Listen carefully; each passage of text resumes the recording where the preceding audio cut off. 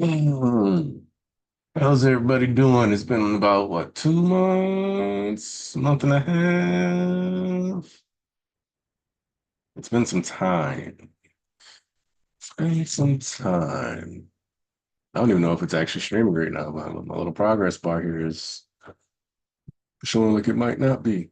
But I hope you guys are doing well. Hey, there's Volt. What I'm gonna do is something a little different. But first off, updates. Because I've been busy. You've been busy Uh, too. oh yeah. Yeah. For me, I obviously I like took some time off just to not stream as much and hang out with my kid more. But I also had some changes at work. So I was gonna do a stream last weekend, but the week leading up to that, um, I'd actually been out of town. So I got a promotion at work Oh, nice. and they flew me over to Maryland.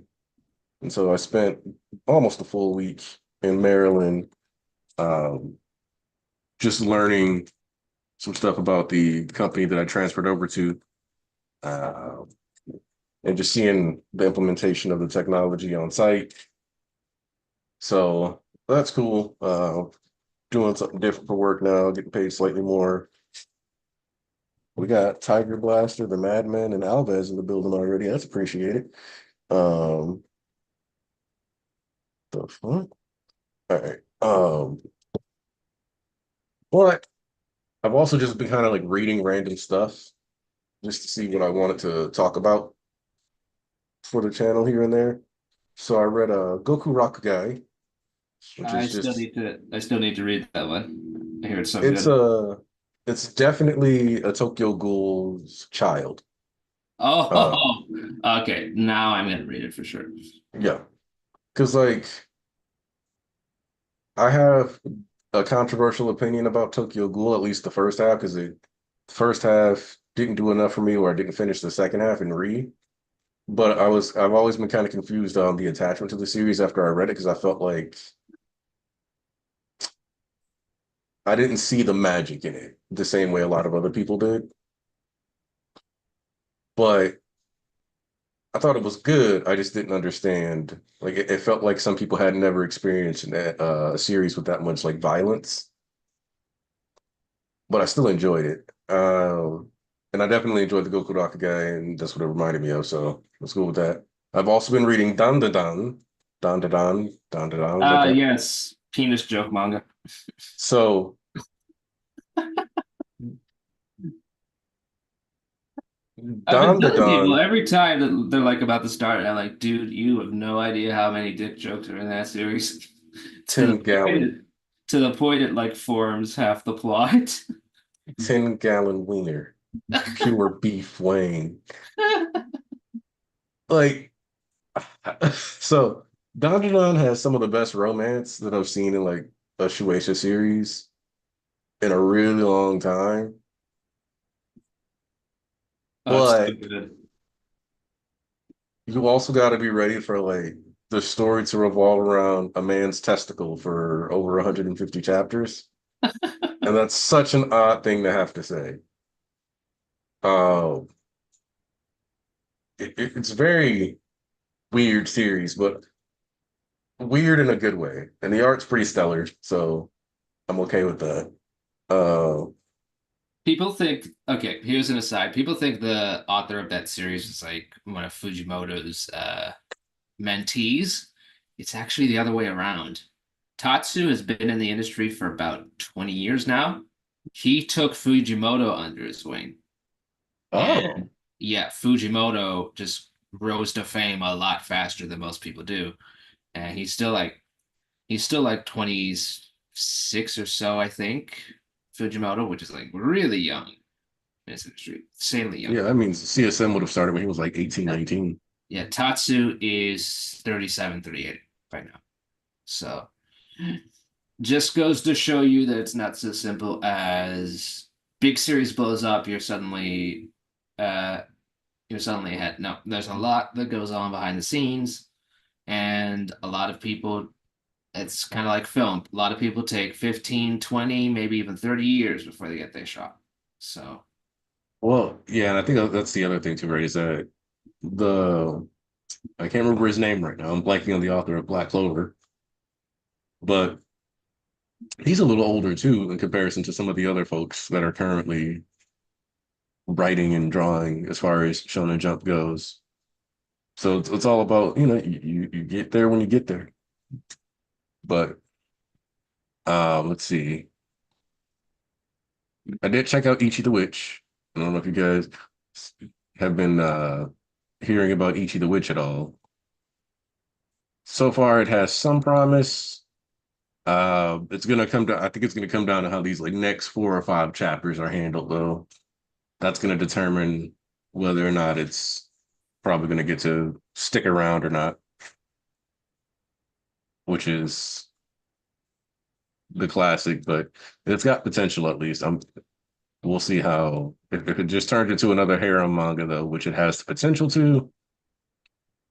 Yeah. well, the author for that, she does Which Had to Tell You. So I'm not too worried on that front, although I am letting it stack because you never know, and Jump is very competitive.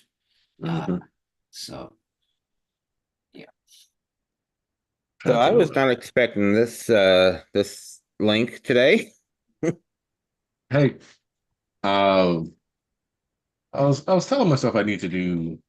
I figured I'd just do one, have some fun, relax with you guys for a bit. Yeah. It Uh, was funny because like a week or so ago, it just dawned on me that how much I really miss doing this. I mean, like I tried doing my own like recordings, but recording live reactions, but I'm drier than toast. I know I'm drier than toast, so that just did not work. So well, I mean, I think you're a fun guy. You just gotta get in your. I think you gotta go the dad humor route, and your videos just gotta be. You gotta layer the dad puns in there. yeah, maybe like I still haven't done a short for yesterday's episode. I need to do that still, but I mean, there's a market, so you gotta. That's the important part. Is it like yeah. I don't want it to sound soulless, like haha, money grab, but like there's a market for the dad humor and stuff, and I'll allow you to appropriate dad culture for success. Um, Yeah, so I actually just woke up when I got the note. So I actually haven't read any of today's chapters yet, but man, I so this week's batch of chapters from the stuff that I read in Jump, hmm Kagurabashi, loving it. This Undead Unluck chapter paired with last week's chapter has my fucking puckering my asshole because I'm a little worried about the series now. think it might be wrapping Uh, up a little too soon. I'm um, I don't know how far most of the people who watch this are, so I'm trying to decide if I want to spoil it or not. But we got into some heavy time acceleration shenanigans Oh yeah. that I'm like, that's not necessary. Like in the Stone Ocean sense, or I would have liked, I saw last chapter, I was like, I would have liked another little arc before we get into this. So the last chapter I was okay with before this week because I was like, okay. I was like, you know what, this makes sense. They're scared. It was like they have to make a move, right? And they've been checkmated for really like they've been in check for a really long time. They got to strike back somehow. I'm fine with that. Um, but this chapter, I'm like, wait, we just spent all this time and we've just thrown away a large chunk of what the plot would have been, arguably for like another 100 chapters. That's a little. I mean, this is like the other side to Jump that's you know, that we don't want to think about. It's like people think, oh, well, once you're past like 100 chapters or so, then you're set. Your series is kind of uh I was gonna stick around. Not really. Undead has been like it's a very well liked series, but it hasn't really sold a lot. It's been underperforming actually the past few years. So Yeah.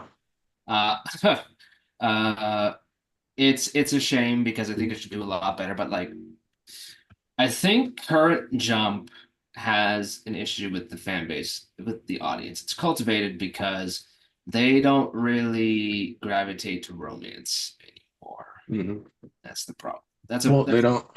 I mean, Hema 10 is one thing, but like when it comes to like action series, they just don't gravitate to romance a whole lot. You see this in Yuzakura Family too, um, which I think should be doing a little better, but you know, I think it's occupied an okay middle ground. So Undead is like yeah, Undead is a lot about like love and it's a shame because actually I felt like it's been one of the better stories in the magazine since it started. There are times where I've enjoyed Undead more than like One Piece and JJK and some of the other series in there. And it's stayed a niche series the whole run. It hasn't been able to like break into the mainstream. And like as much as most Undead Unluck fans, at least on the in the Western hemisphere that are talking about the series, like that it didn't stay so like perv gag oriented. It's entirely possible that some people, as far as in Japan goes, felt cheated. Because like there's a lot of stories that would have had something like Fuko, and like even My Hero did this, right? They would have gone with giving the main character that's a woman a skimpy outfit, um, like how Momo has more skin showing and stuff. So they would have gone with that route. And yeah, instead, Fuko has gloves on at all times. She's wearing a beanie cap, a long sleeve shirt. She's never got the titties out, like all these things that she isn't doing.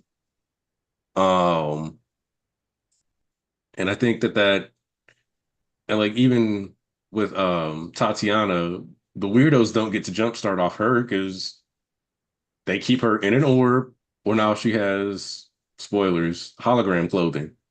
So there's nothing for the lollies to be happy about in the series. Um, which for me, I'm like, yeah, don't feed those weirdos. But there's a reason why almost every series ends up having at least a little bit of fan service in it, and it's because you almost can't sell without it for a lot of the series. I remember you bringing up that martial arts series that got canceled, where it looked like it was gonna do a gag, but it actually was didn't. Yeah, where because like they had a girl that was a wrestler, and I remember she like they did something within like the first two or three chapters where I was like, so many mangaka would have done like a sleazy upskirt panty shot here, and they chose not to because they gave her like athletic shorts on under her skirt, and I was like, Which makes sense with the context. yeah, it makes complete sense with the context, but I'm like, I know that there are people who saw that scene and were hurt. They were upset that there was no panty shot. I know it because that's what some people read for. They want that jump start. Um, so I would say like Red Hood somewhat suffered from that, but Red Hood also at least gave people the muscle mommy thing. But the real problem with Red Hood, in my opinion, is also that the Western fans were barking like dogs off of an ass shot, and then it ended up being a kid. So it was like where somebody who's forced into the body of a child. So it was kind of less about that and more about, oh, you made it weird. Just like it's kind of like the opposite of Kagurabachi, where they got famous off of memes, but people are staying because it's It just a actually cool turned ass out good, series. know. Yeah, it's a cool ass series with the main character has a heart of gold, but is also an actual just complete and utter badass. Also, I'm gonna say it here. I don't think that Sheba's power is straight up teleportation. I think it's some form of particle acceleration. I've been thinking this since like chapter 3, so I just want to get that out there now in case it ever comes up and we get confirmation. But yeah, these Like, past two chapters, it's and normally when people are like, I feel like this series is rushing, that series is rushing, da da da da da da da da da. Normally I'm like, mm.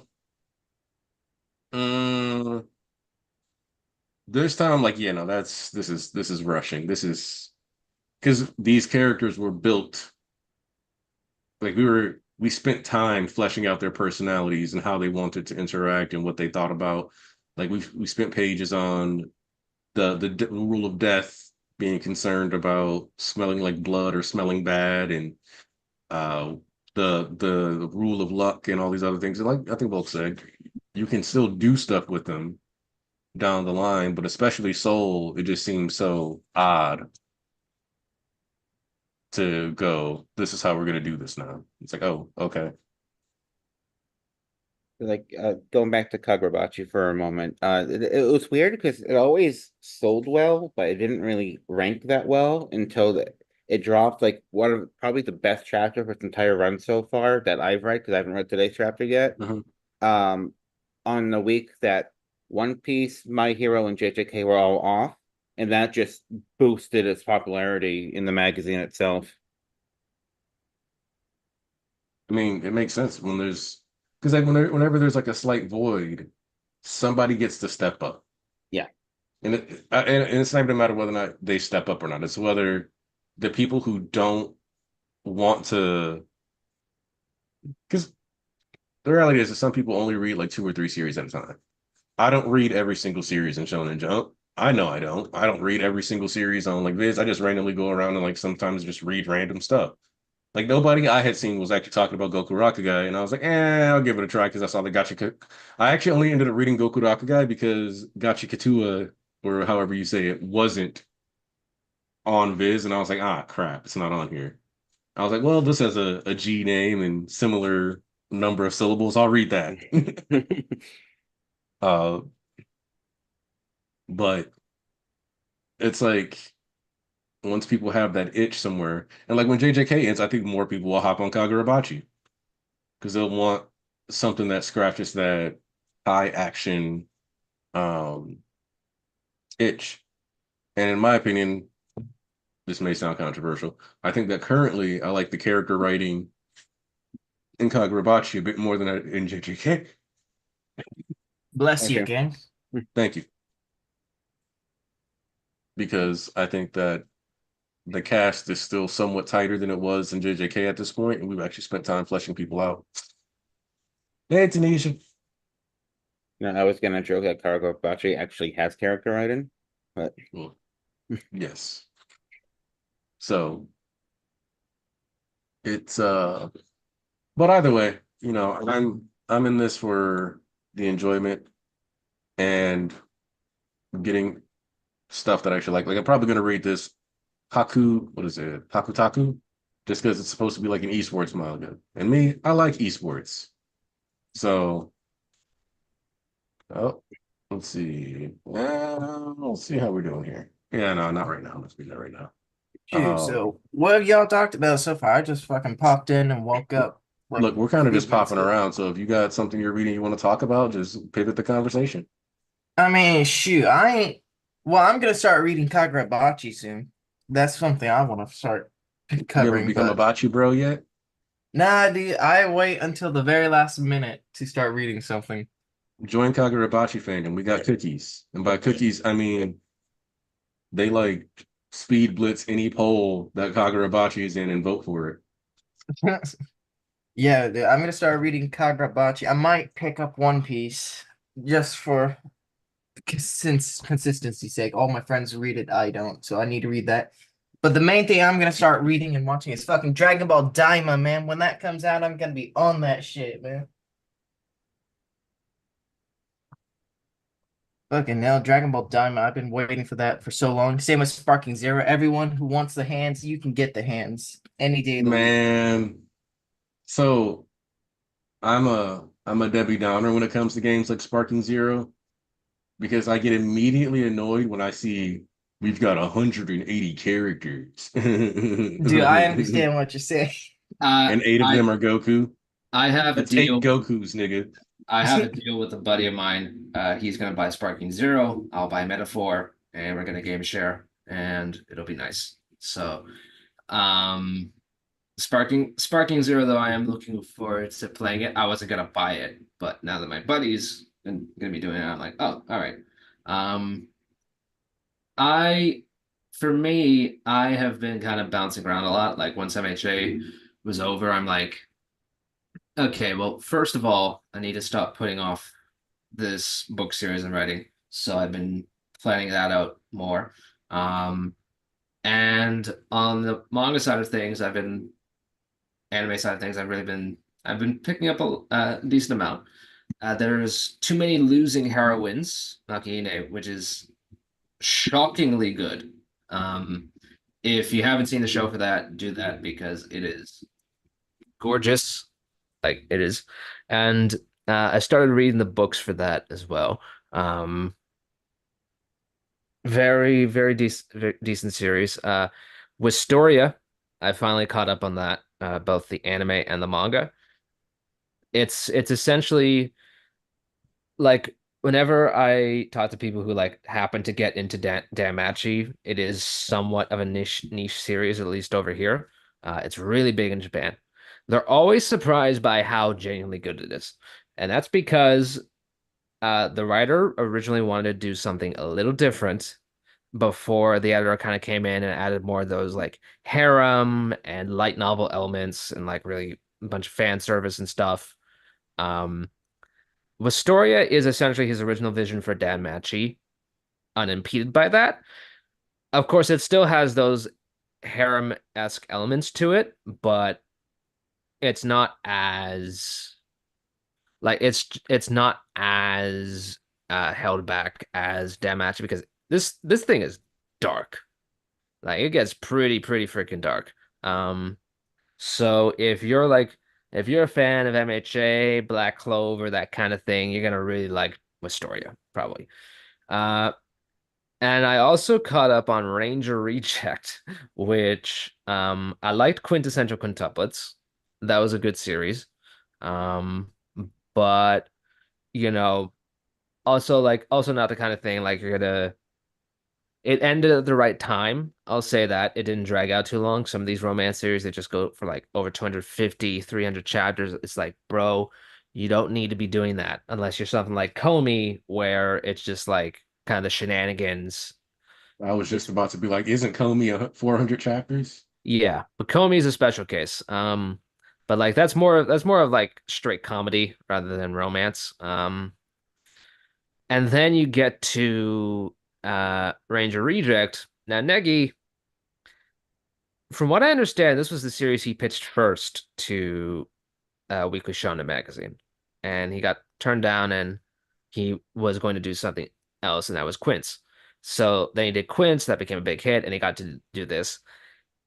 It's like it's tokusatsu, but like it's clearly from a fan of tokusatsu, so everything is flipped. Like there's this metafictional aspect to it because like they had these shows in the past and then they just carried over the actors into being the actual like tokusatsu heroes. And that's another series that gets really dark. Like I was reading the three-way battle arc and I was like I was shocked by a lot of the stuff that was going on. It was like pretty disturbing. There's like this one scene that like uh one of the villains of that arc he's able to decapitate people and make them his puppets. So that's already pretty creepy. But then like this one girl, she's not able to kill her friend because she hesitates and she gets killed and her head gets torn off. And it's like it's just really gross and disturbing. And he basically like gets them into like this marionette pose. And it's like this big parody of male gaze and stuff. Mhm. And so it was like I saw that and I'm like, okay, this is a dude who knows the ropes. And the art is great too. So if you haven't checked out Ranger Reject, please do so. That's really good. And then lastly, I'm catching up on Blue Lock again. I read it. I read some of it last year, and I put it on. Oh, is Volk? Am I crazy? Am I the only one who can't hear Volk? Oh, Bulk, you there? Volk? Seeing Kuroko basketball, but from what I understand, they kind of have like superpowers in that series. Right. So, Hey, Bulk, you kind of dropped out there for a moment, Oh, so we didn't hear anything that you were talking about before the basketball thing. okay. but I do like So Protocol. I've been picking up blue. I've picked up Blue Lock again. So, can you hear me now? Yes, Yeah, yes, yeah. yes, Yeah. yes, yes, Yes. yes. Okay. So I've been picking up Blue Lock again. I read some of it last year. Um, it's basically it's basically a survival game disguised as a sports manga. Um, and the author is like full on with like the subtext and the teasing. Like the acronym is BL, which is boys love. Yeah. Like he knows what he's doing. But it is entertaining to read. I'm not gonna say it's like the deepest series in the world. I think there is a little bit of flash over substance a lot of the time, but it's still a fun read. And as ridiculous as like all they basically have superpowers in this series. Like there's no other way around it. They have superpowers. Um, they don't straight up call them that, but that's effectively what they are. So that's been enjoyable too. And in between that, just been trying to land a different job that would give some better traversal and time options, but it's all a process. I'm team give me my superpowers in my sports anyway, because okay, so this will sound weird, and I don't know if I've ever talked about this before, but part of the reason I seldom like watch or like read anime that are like centered around slice of life is because to me that's a waste of the medium. Like it can be beautifully animated and all that other stuff, but I want to see you do stuff in animation that is just so difficult to do in live action. That's also why I believe that most action movies should probably actually just be animated. Um, which I also know is controversial because people want to say animations for kids, but I think any like you name any superhero movie in the last 5 to 10 years, and I pretty much guarantee you it could have been done better if it was animated fully. Uh, just kind of how the nature of animation allowing you to like break the rules of physics and stuff goes, right? Um, but I also think that's still worth to like consume all this. Also, as another side note, one of the things that I've been doing lately, and I don't know if you guys do this, is I go back and I read older series that are just like fully completed. So I've started reading Kakaishi. I don't know if anybody knows what that is. Nah, I've never heard of that. It's like Kakaishi is like one of those like Exorcist series, but it's Ayakashi focused. And it starts with basically they go to the school site Mhm. where underneath it there's apparently like allegedly the remains of like a castle where somebody with really powerful spirit energy resides, and effectively Ayakashi will come there to try to gain power from the site, and they basically show up there and cull them and try to remove them. They occasionally run into like ghosts and stuff, and you see the different interactions they have with them. But unlike Bleach, where like a Soul Reaper will be able to send a ghost on or not, or exercise the Hollows, they'll try to be like, yeah, nah, you gotta go talk to a spiritual medium that's actually good at this, because all I'm here for is if you decide to go bad, I'm just gonna blow you up. So go talk to them. But they do end up like doing something and helping a guy out. I'm like 80 chapters into that series right now. So far, I'm like, all right, you know what? And it was on Toonami, like somebody in the chat just said, and that's kind of what made me go, oh yeah, you know what? Let me go back and like watch or read that. Just like I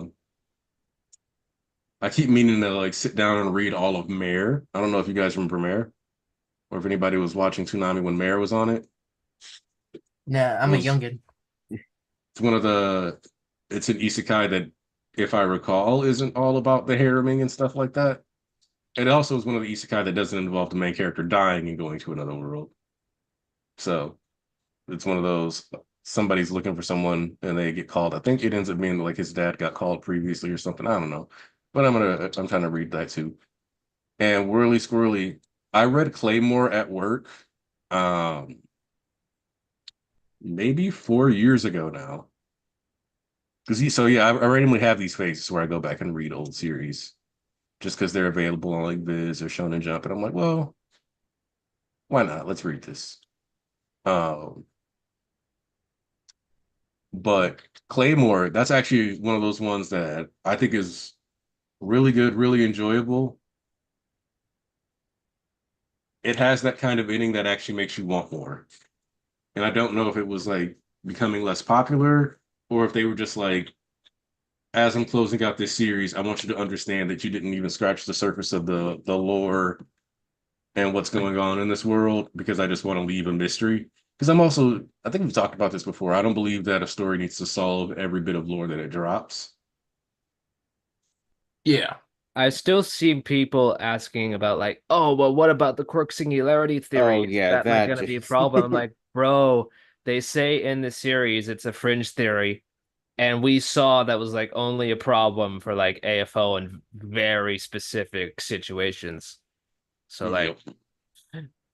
And the other thing that annoys me about that discourse is that by grabbing the doctor, getting his research, and um, more countries seemingly being willing to communicate with each other regarding technology, the pieces are there for you to critically engage with and say, if Ochaka was working to get quirk counseling reformed, if we have these advancements in technology, we have the means to create, quirk dampening technology, all this other stuff if it's really necessary, possibly to eventually get better scanning of what the quirk signature is going to be genetically and get an idea of how to like stop more extreme scenarios from occurring. The pieces are all there. It's just a matter of whether or not society will actually take those steps, which is the whole point of the ending of the series is that we are trending towards these things. And if we ever wanted to revisit this world, we could. We could revisit it in the future. We could have somebody disrupting it and blah, blah, blah, like the equivalent of an anti-vaxxer trying to effectively stop people from not um, dampening their quirks and effectively bringing on quirk singularity. yeah, We could do that. We don't I have to do that, but it's there. So it's like, but it's not supposed to be right here, right now. This is a problem that's being addressed in the story. And I kind of hate the fact that people don't acknowledge that. But yeah, I think it's because people don't view art as art, they view it as content. I mean, yeah, the other thing too is like they have a hard time understanding the world is its own world. Like That too. they think everything just has to happen at once. It's like with MJ especially, Horikoshi showed that like just because this big battle between One for All and All for One was going on, didn't mean everything just stopped, right? Like you see multiple times in the final battle, like all of these other things are going on in the world. Like life is still happening. So, and that's something I kind of like because when you get to a lot of other series, it's like it's very much kind of things seem to just halt until the main conflict is over.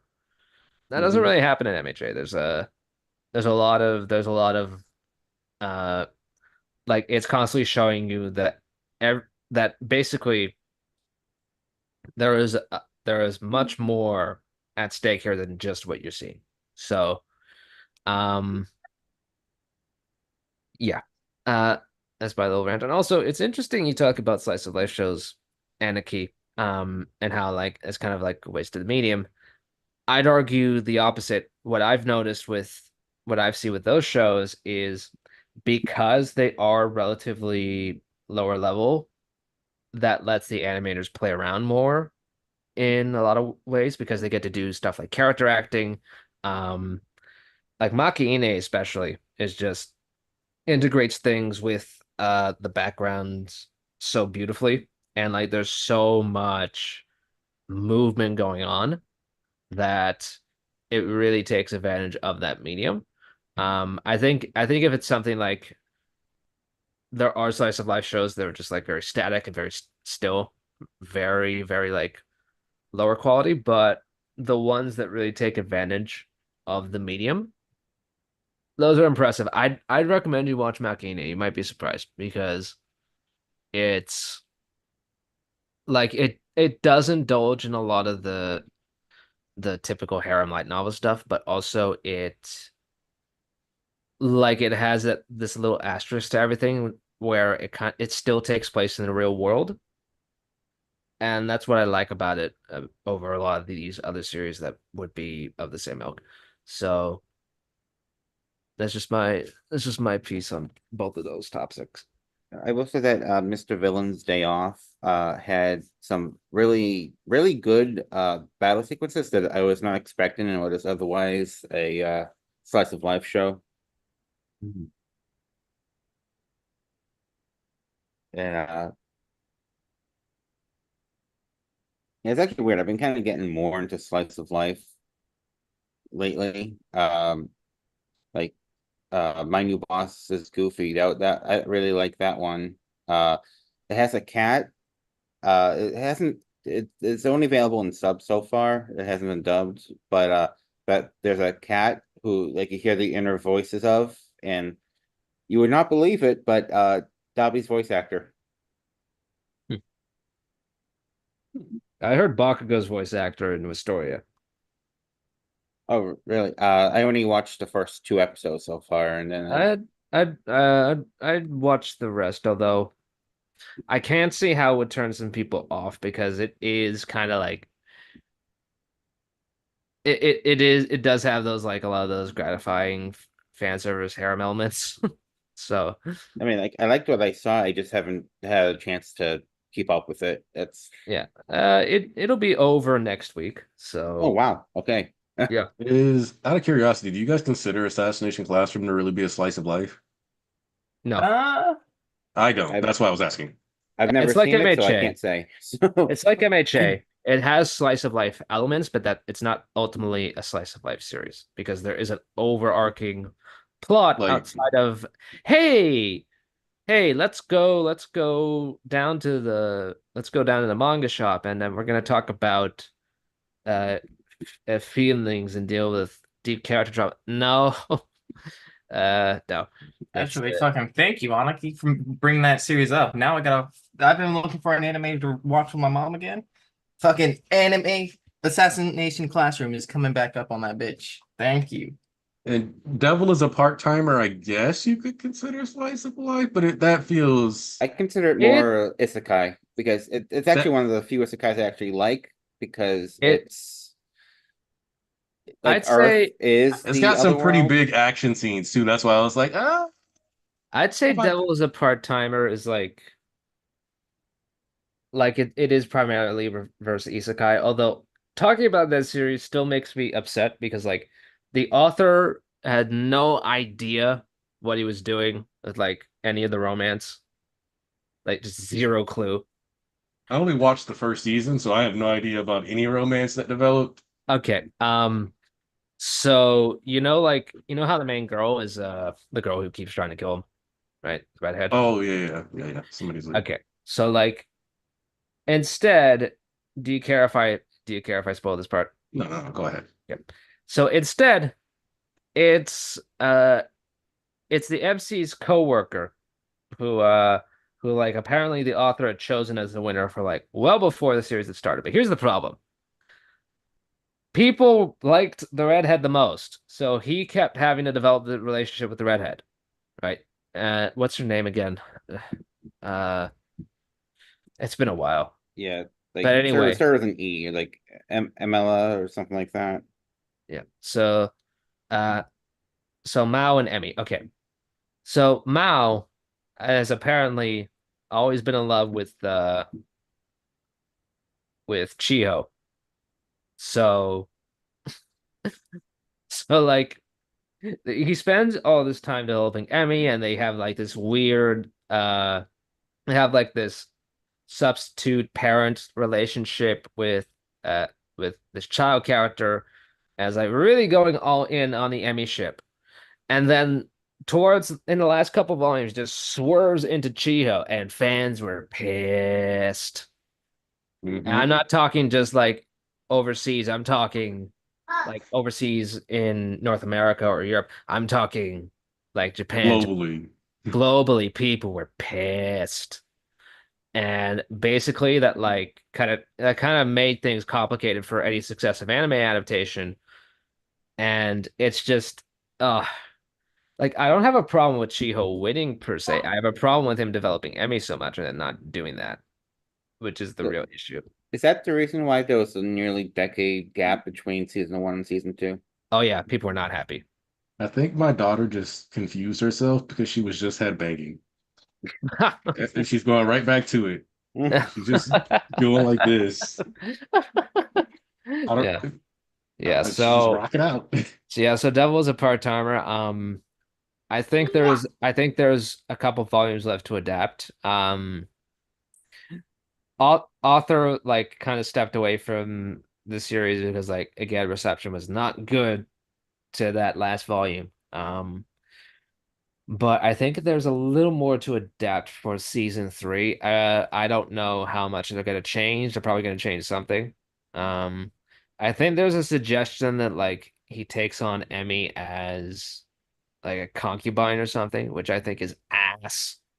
Yeah, no, that's terrible. Yeah, That's no, garbage. no. Bad, bad, bad. Participation trophies. No, you don't participation trophy in Yeah. romance. Yeah, so That's like that's fucking um wild.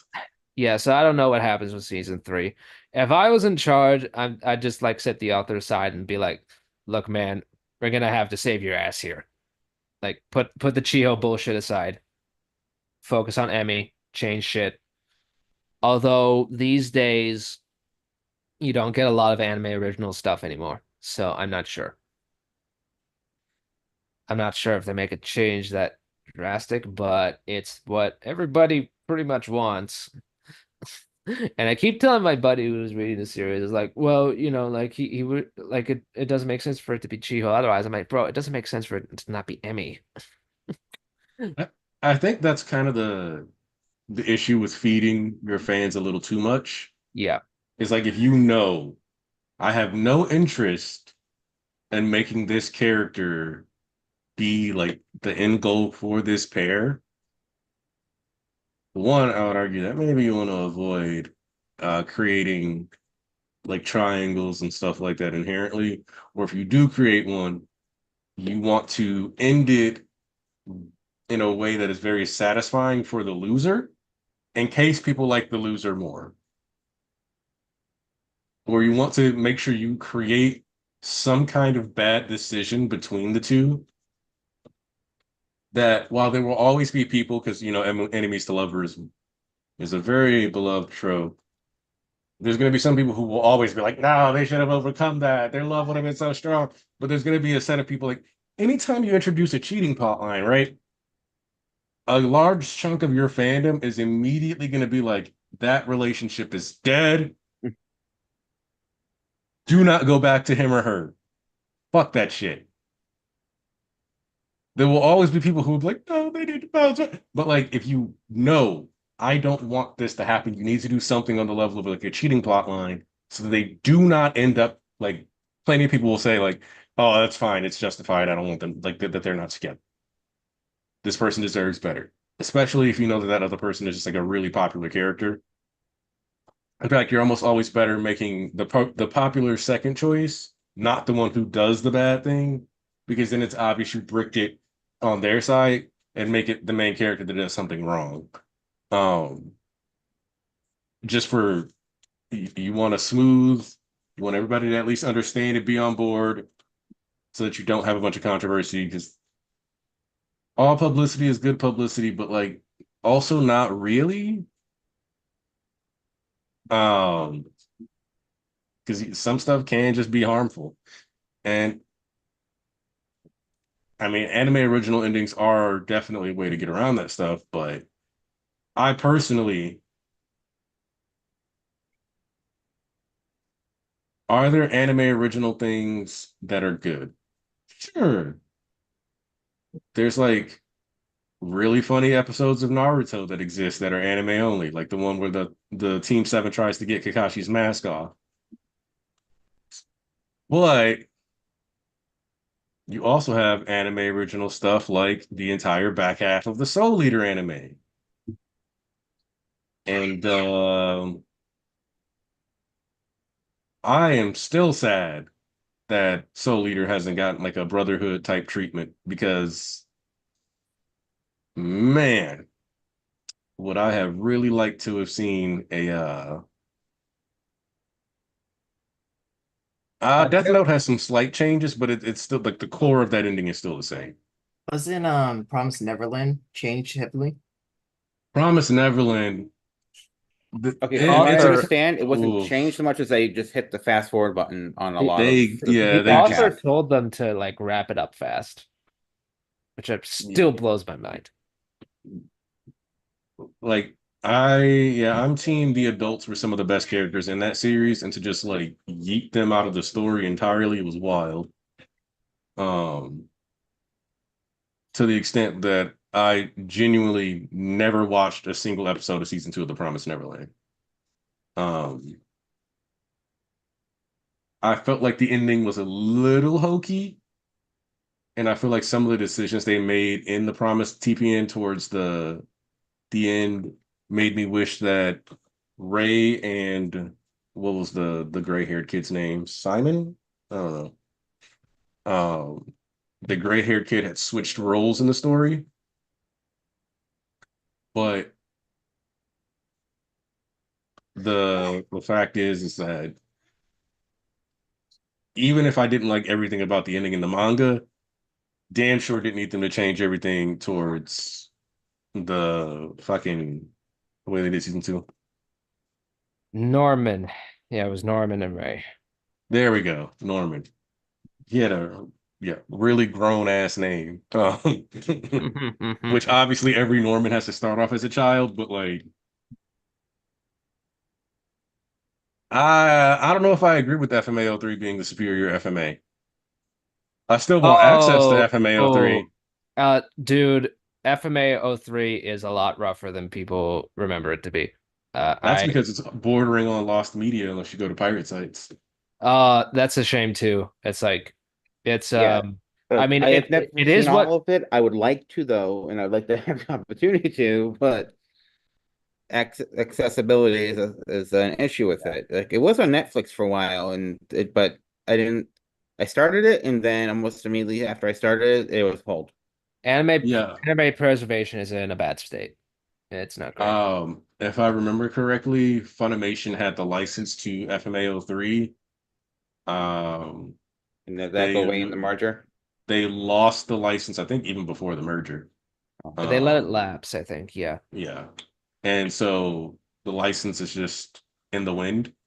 They I think it's also with them, they had like a personal stake in producing Brotherhood, actually. I remember listening to they've changed their name. Let's see.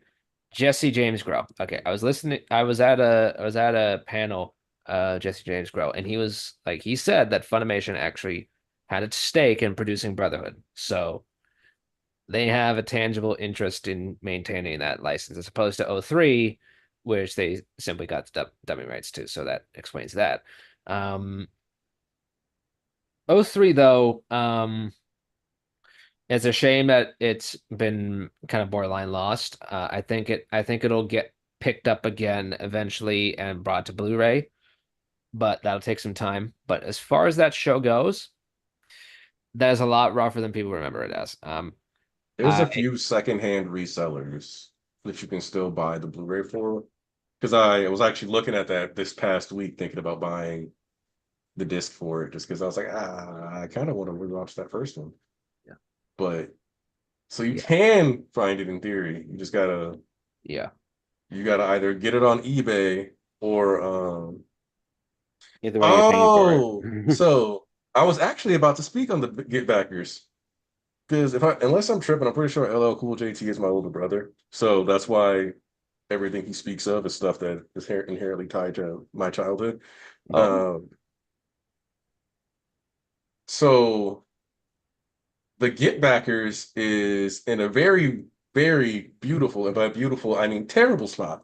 So, fun fact, it is a 37 volume manga series. It only had 23 of them ever dubbed in English. The reason why it stopped at 23 is because Tokyo Pop was the dubber. In fact, hold on.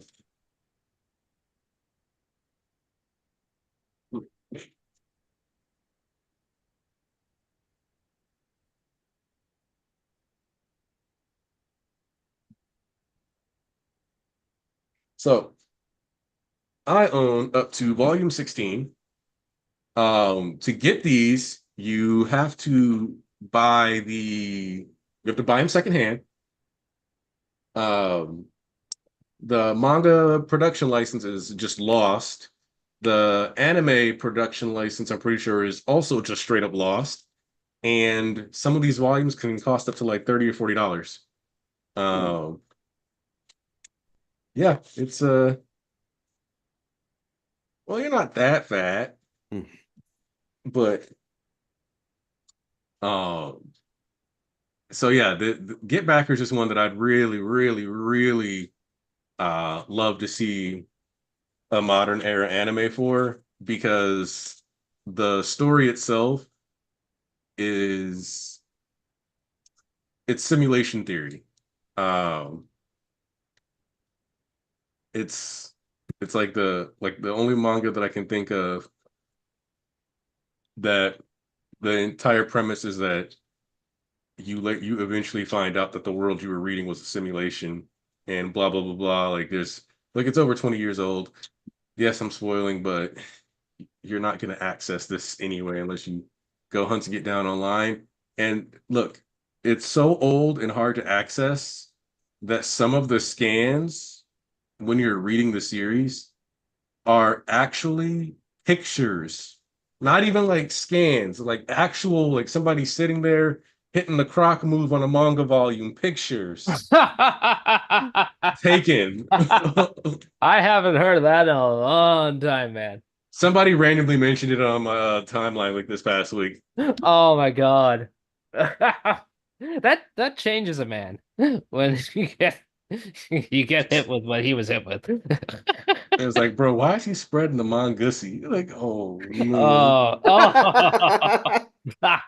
Okay. Um, But yeah, yeah, the yeah. I scans are mean, bad for the series. It's rough. I It's mean, rough. the thing with anime is it's so tied to streaming now, right? And streaming is just not reliable for preservation. Like Voltron, Netflix produced show. That means they're gonna keep it forever, right? You'll always be able to. Nope, it's leaving at the end of this period. Wait, really? Damn. Yeah, let's see. I just saw it the other day. Yeah, I saw that too. But like I've seen like DVDs of it at Walmart for like a while. Voltron Legendary Defender will leave Netflix on December 7th. See, and here's the thing that pisses me off about that is that I wouldn't care about streaming platforms losing shows if selling Blu-rays, selling discs wasn't so like getting harder and harder to do, like or get. For example, not necessarily anime, but one of my favorite shows is Atlanta. You cannot buy season 3 or season 4 as a disc. You just can't get the physical for that. And I think that sucks. Um, I think it sucks that we can't get physicals for basically any show we want because what are you doing? You're fighting piracy by not letting me buy the disc. Well, you're also saying, and here's the thing: is put in a pre-order system. Be like, hey, in like 6 months, we're gonna put this out. So if you want it, pre-order it, and we'll make exactly that number. You could do that, but they don't. and it sucks so bad. And that's why I've been on a mission to try to get as many things as possible. I am again here to advocate that 80% of manga are the same small twist to differentiate, and that fans make fun of one over another are dumb. I mean, a lot of things are the hero's journey. Hey, you don't need to cry. So by default, like, there's some validity to that. I wouldn't say fully, but when you go between enough genres, it kind of does turn into like it's kind of like a human sharing 50% of their DNA with bananas. There's a lot of the core that's gonna be the same for every story or similar to hi little baby. Toe. But yeah, physical media being killed off is terrible. I uh I think if you have the chance to buy something you like and you have the income to do it, you should always seize that chance just because you never know when it's going to get taken off. Like people who really like the show Mao Mao, if they didn't buy it on Amazon Prime, then they just didn't get to have that show anymore. Mm. It just got taken off. And I know there was some other shows when the WB or the Warner Brothers stuff happened where it just got permanently taken off. And it's like, well, Infinity Rail. yeah, I think that was one of them. Yeah. And I was like, yep, you Yeah. just don't ever get to watch this again now. I mean, it's just there's no real law for this because streaming is a new thing. There's nothing preventing them from just like outright making things lost media. Or, like there should be repercussions for that, right? Like you can't, Zavlav. Yeah. you can't just do that because otherwise you are actively just erasing all the effort of work of people, and it's like our lives are only as valuable as they are because of the art in them, right? Like that's our recreation. That's how we express ourselves. That's how we don't go insane just with our working lives. But the corporations and producers and whatnot, like who make this stuff, they want you to constantly dedicate your life to the pursuit of corporate perfection. Right. So they don't understand that. They don't get that. Maybe they do get it and they just don't care. So it's not going to be up to them to do the right thing. You are going to have to find the things that you're really passionate about and be like, okay, I just got a copy of that.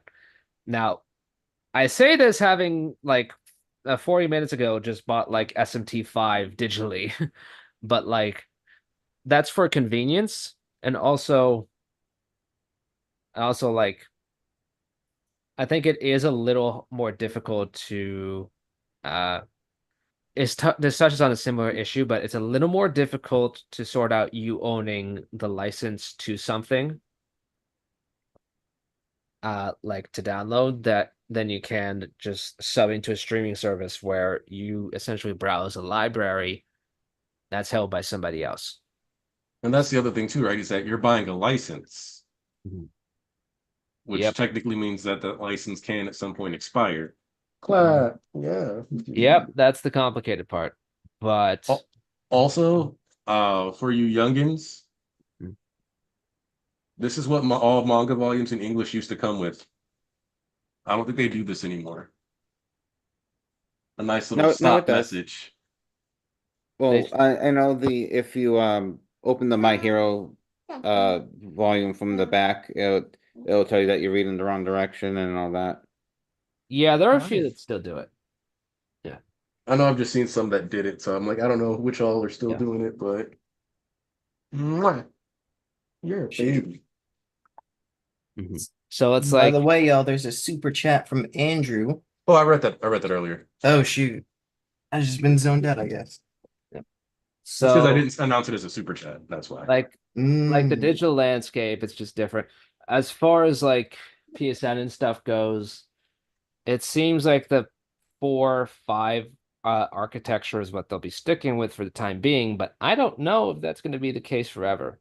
They might do it like they might maybe after the PS6 they just switch to something else, and then you can't access those old titles anymore. You gotta buy them all over again, right? Yo. So it's always something you got to keep in mind, even if you do it. I still prefer buying things physically, and mainly I just like I will buy digitally for convenience.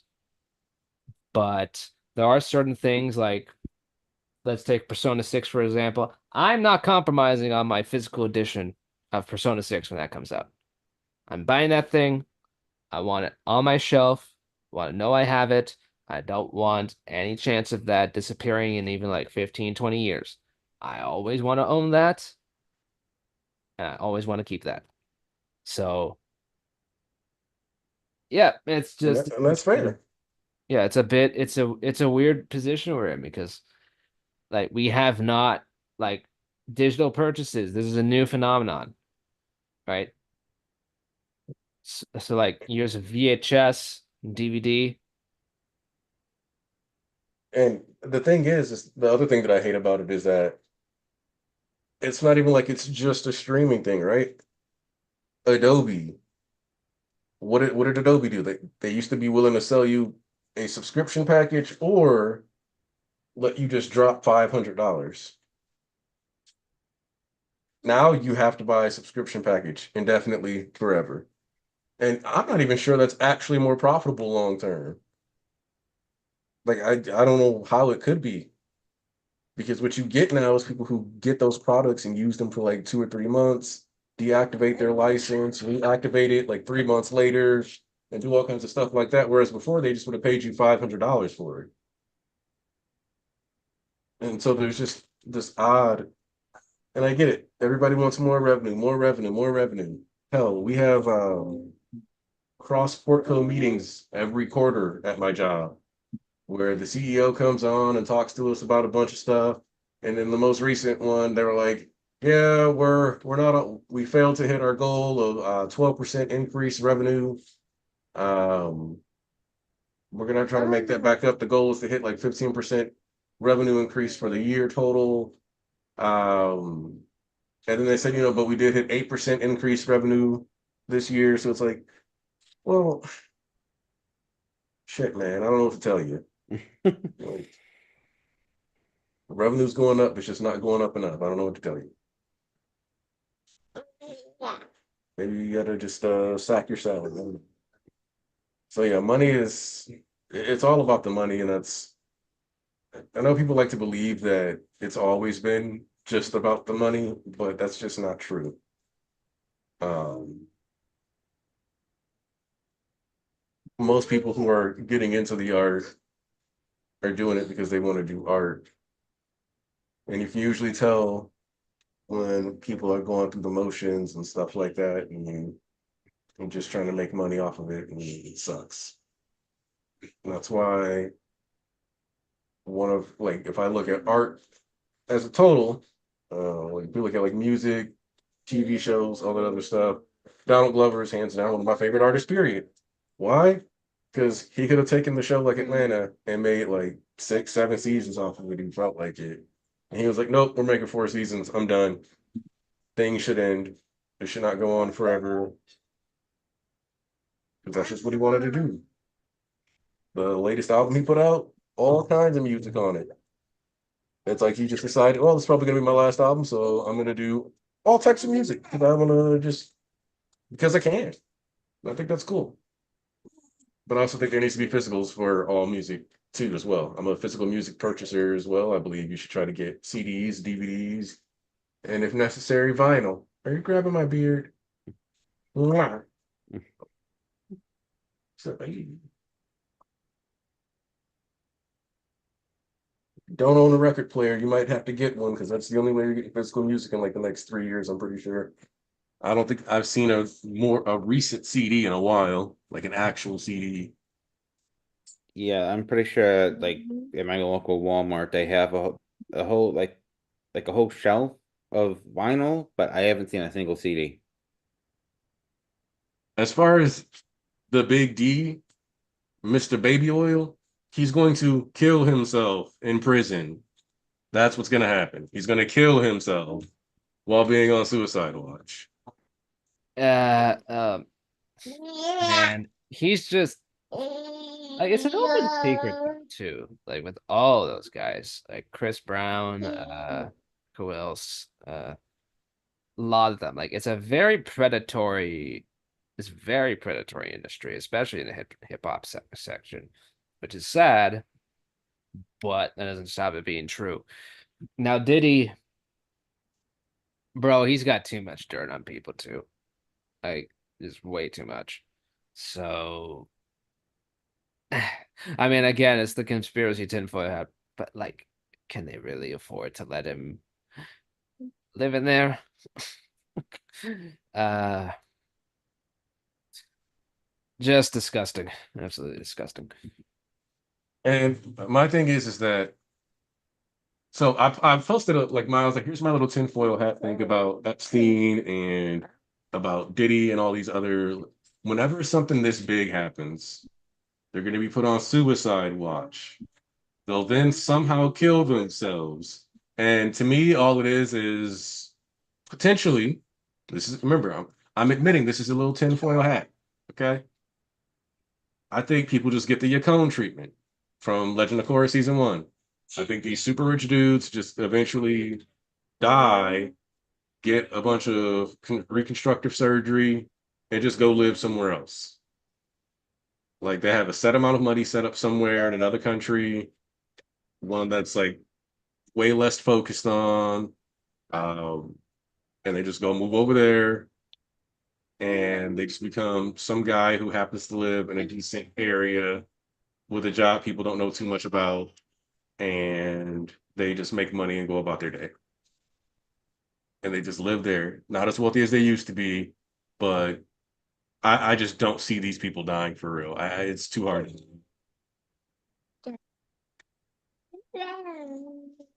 Like I just can't. Because yeah, look, if you told me, because like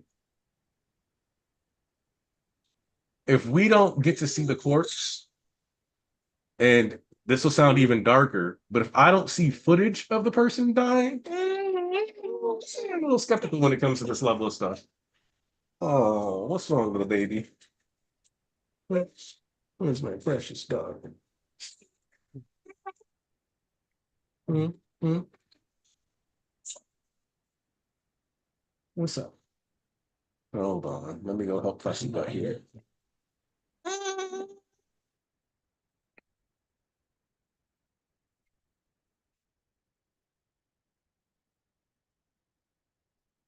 So how has everyone been?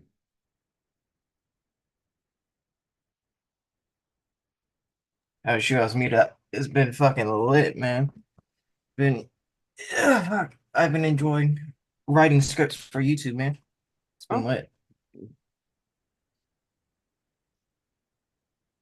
A lot of a lot of random stuff. In general, it's weird not having a weekly manga to talk about anymore. No cap. yeah, I tried doing my own. I don't think you're here for this, but I tried doing my own like recording myself doing like reaction videos. It just didn't work out for me. I Why just is need that? I just need people to bounce off of. I'm just too dry out on my own. Mm. Is it because like you need like certain like people to like help discuss with something, or is it like just that? I just don't think I'm interested enough by myself. Okay, okay. Fucking shoot. I mean, that's fair. A lot of times, especially in like solo content, is a lot of people work better with like different types of like energies to bounce off of, Yeah. and that's not a bad thing. If depends on like what kind of content you're doing, because I'm definitely doing Kagurabachi and Dragon Ball, but if you're doing Kagurabachi, whenever I catch up, I'm down to help you like with whatever that is. Yeah, because I did a live reaction for chapter like 45, and it took me a while to get that out just to get everything all set. And then I had some personal issue, so I missed a couple. I tried recording one for last week's chapter, and I was like halfway through, and I could just tell it was not going well. Mm. So I just stopped everything and just deleted everything that I had recorded at that point because I could just tell that I just wasn't interested enough, and Yeah, that's fair. A lot of times, especially in the manga scene, is it certain like types of like people do better with making certain types of content, whereas you may not make live reaction content as easily. You may make analytical or well thought out planned videos better. I don't know, I'm just spouting random thing, but yeah, you could just be making different type of content that better suits you than yeah, like because pushing a different I avenue. have done the scripted, edited sort of stuff before, and I really like doing them. Mhm. They haven't done very well, but I like doing them. Like I've had a Dragon Ball one that's been kind of on the back burner for a while. That I really want to get back on that. Hell yeah. Uh, Yeah, for sure, man. I was Has anyone checked out that new series on Jump, Shinobi Undercover? No, what's that about? It's about a ninja who has to protect a girl in a high school, and but the problem is he has like no interpersonal ability. Like he's a very skilled ninja, but he just sort of like freezes up and panics whenever he has to interact with someone else. Okay. Yeah, the second chapter came out today. It's from the same creative team as Candy Flurry, and though Candy Flurry did not last very long, that was like the first new manga that I read until it got canceled, and I was really enjoying that. So, and I'm enjoying this so far as well. I mean, I sound like something I'd enjoy. I think it's is there like already an established like The where second, it's gonna go type thing? Or is it uh, still in it's the air? I think it's like it's only the second chapter. It's like his mission is to protect this one teenage girl, and I think it's gonna end up being kind of romantic. Like I think those two are intended to be a pairing. Mhm. And Shinobi Undercover. yeah, Yeah. I've been liking it. I think it's a little adorable, is what I'll call it. yeah. I mean, the main character is kind of precious, you know. It's Like I like I like that they're actually building up a natural rapport yeah, because it's turning into he's gonna learn how to interact with people because of her, and she's gonna always get to be safe because of him. So they'll actually have like a mutually beneficial thing instead of it just being like in the first chapter when they're like, this guy's gonna become her boyfriend by the end of high school, and this will be her best friend. Ha ha ha ha. yeah. Like you try to plan out personal relationships, and that just doesn't work. Um, has anyone else been reading Ultimate Exorcist Kyoshi? Because I've really Yes. been enjoying that. It's kind of like an Exorcist Mashal or an Exorcist One Punch Man, and the fact that it leans more into the comedy, I think actually helps it stand out from other Exorcist Yeah. series. So I also think that there's like some small creativity here and there, like this chapter where the guy explained that his guns pull moisture from the air. Yeah, So that was that it's a cool. water gun that makes like so he makes holy water out of the moisture in the atmosphere. I was like, all right, that's a neat little tricky trick. Yeah. Oh, It actually so reminded me of the guy from Mob Psycho who put his like energy into a toy sword and that made it like a real sword. It yeah, kind of reminded me of that. I still get to watch Mob Psycho season 3. I've been slacking. I need to watch Mob Psycho in general. Oh yeah. Mob Psycho is Mob Psycho is why people are so hard on Bones about MHA. Because like It had a much there's better schedule. Let's just put it that like Mob being Psycho was like dropping a season every 4 years, but it leads to people being really, really hard on MHA. I don't know if I'm just one of those people who never gives a fuck about animation or not. Maybe it's because I went through Dragon Ball Super week to week when like Resurrection of F was happening. So I'm used to dog Oh, dog shit animation. But I don't see, think Bones is that bad. no, see, the issue is that it's literally that most of these people who are get really aggressive only have watched like some of the best animated stuff. Are you trying to blow bubbles? Don't blow bubbles with orange juice. Yummy, yummy. Okay. yeah, okay, like Oh, the third season of Mob Psycho was done a year before it aired. And then they just spent that year making little tweaks to make sure everything was perfect. like which that's also why people will say Bones doesn't care about MHA, and I'm like, no, these are very different products. Yeah. Um, the Production what schedule is way different.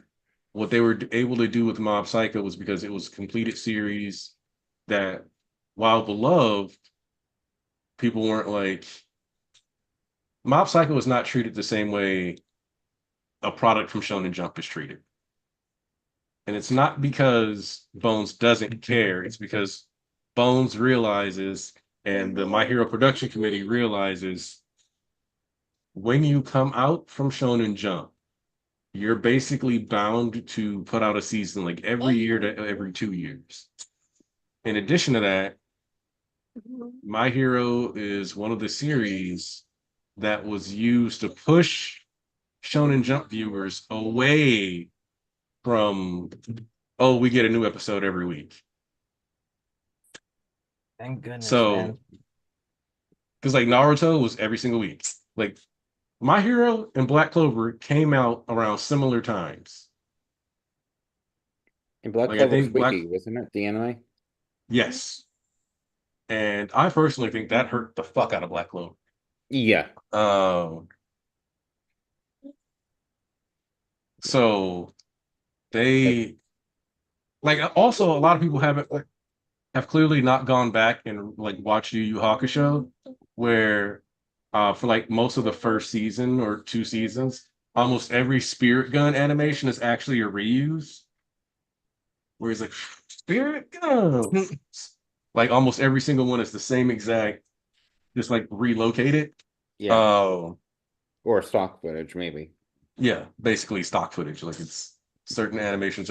Like every time Kuwabara summons the Spirit Sword, it's Yeah, it's got the same so like multicolored background and whatever. it's like there's a lot of old school stuff that people haven't been exposed to, so they don't understand like the progression and how it is. Hey, I didn't say it was bad. I'm just saying people aren't like haven't been around a lot of the stuff and like don't realize that like yeah, some of the stuff is crazy. Like you can still find crazy good animation, but a lot of that stuff is also movies or shows that were made over like 5 to 6 years.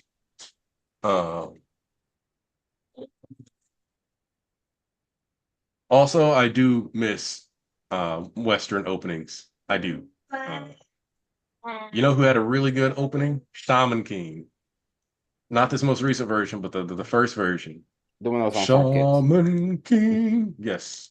I mean, didn't they rush like they squished like the whole manga into 51 episodes? Yeah. It went from something that could have been really cool to something that was Yeah, heavily I mean, compressed. like This I is mean the new one, right? for that length series, you need 100 episodes or something. You can't do 50. Yep. Like, which is why when I keep hoping for an Air Gear remake, I'm like, don't do it like Shaman King, where it was half of what it should be. You do Air Hmm. Gear in 100 episodes or bust. Yeah. So Air Gear getting a remake would be so awesome. yeah, I think it would really take off too. I'm like, this really speaks to like modern sensibilities, especially. So I just know the number of time I saw you like on Twitter, like this It's a series about rollerblades. Yeah. It's like, yeah, like every time some weird bullshit would come up, I'm like, this is a roller skating manga. Look, it's a roller derby manga, is what I always call it. Yeah. That way, you know, I you think at least expect them to fight. I think the my favorite part, like just to react to on my reread, was when Obama shows up and he I gets like a remember. dedicated backstory chapter. Yeah, it's like we get Obama backstory. And not only that, it's to set up him being a major character from that point forward because Emily gets swapped out thanks to bodies switching shenanigans, which I heard about. I was like, wait, how is that going to work? That sounds really bad.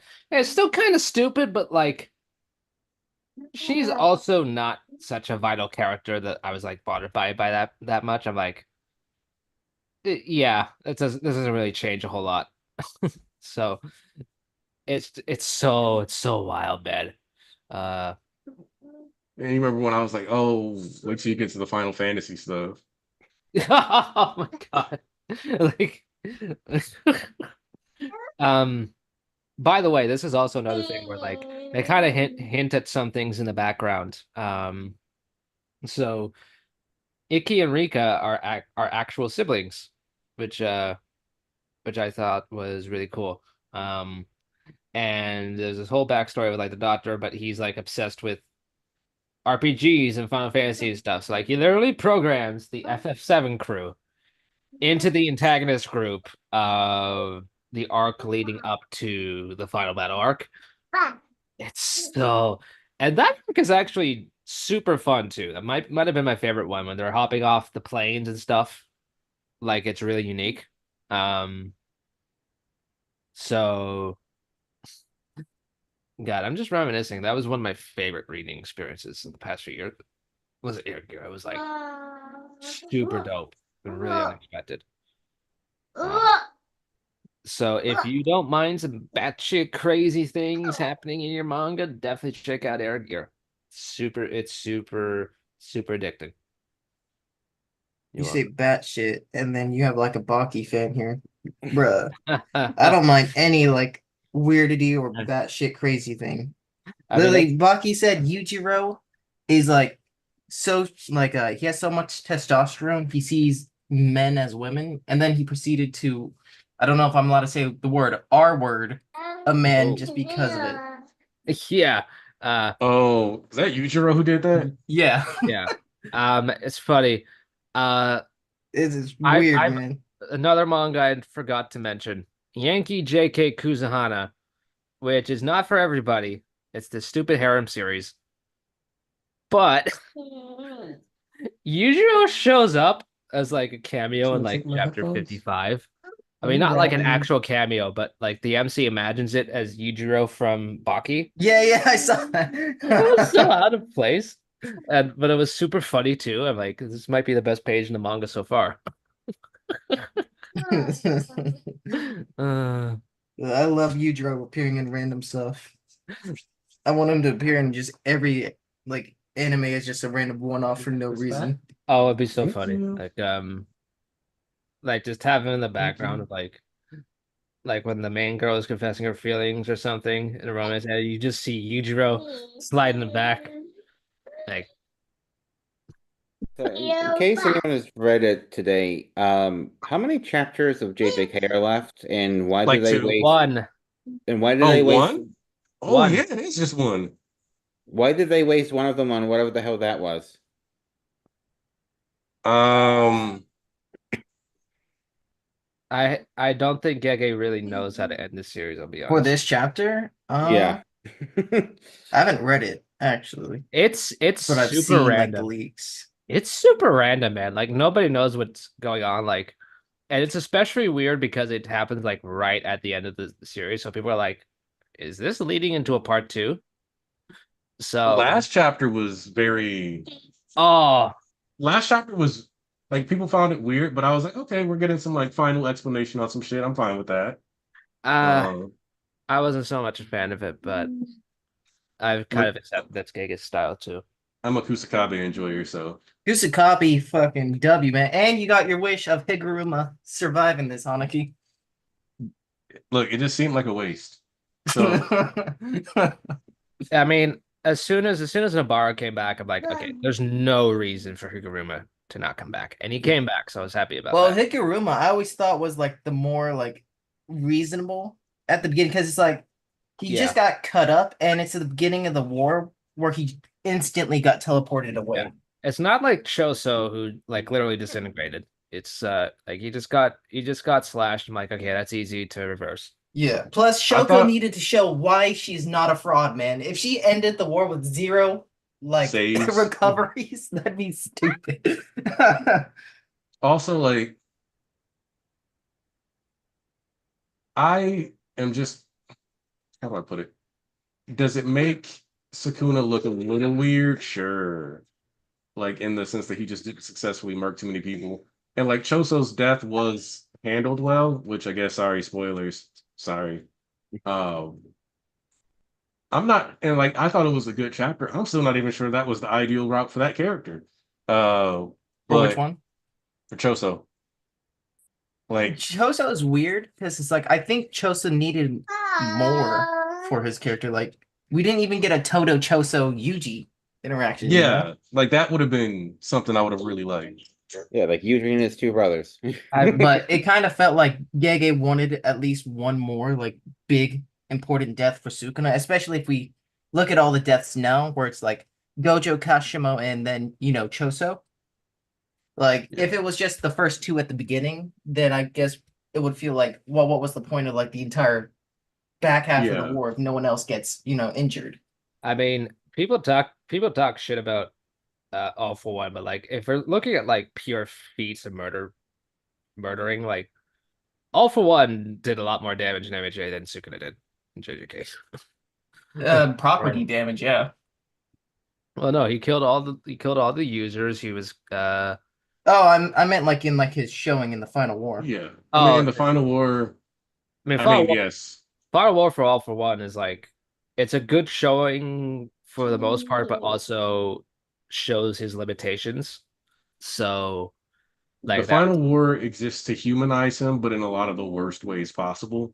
yeah. Like, Yeah, and I don't mean Sukuna. worse writing wise. I mean like Yeah. worse as in like it highlights all of his weaknesses as well as because he still puts on a clinic. Like Yeah. it's Yeah. not talked about, but definitely some extra people died at that one site just because of how big those blasts were. There were some low level ass heroes who just stuck around to fight the good fight and got cooked. Yeah. Did you see Homelander in the background of one of the latest MHA episodes? I was gonna bring that up.